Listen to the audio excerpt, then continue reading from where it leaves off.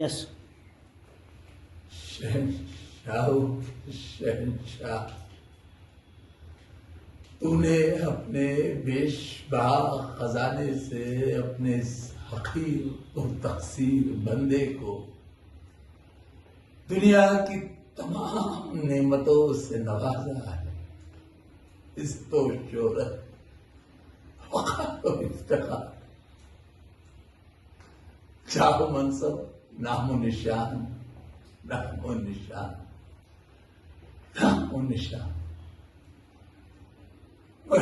दुनिया जान के मालिक, मौत बराक है। तू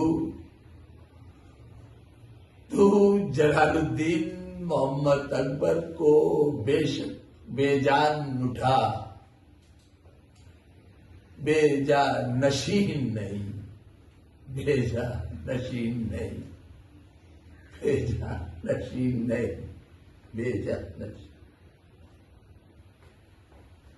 आदाब, मेरा नाम सईद आलम है और मैं आपके मशहूर मारूफ शहर कलकत्ता में 3 सितंबर को हाजिर हो रहा हूँ। पेरोस्ट रोड दिल्ली की जानिब से एक प्ले लेके, मुगले आजम एक तमसील, एक नजराना। ये play West Bengal Urdu academy के ताउन से पेश किया जा रहा है।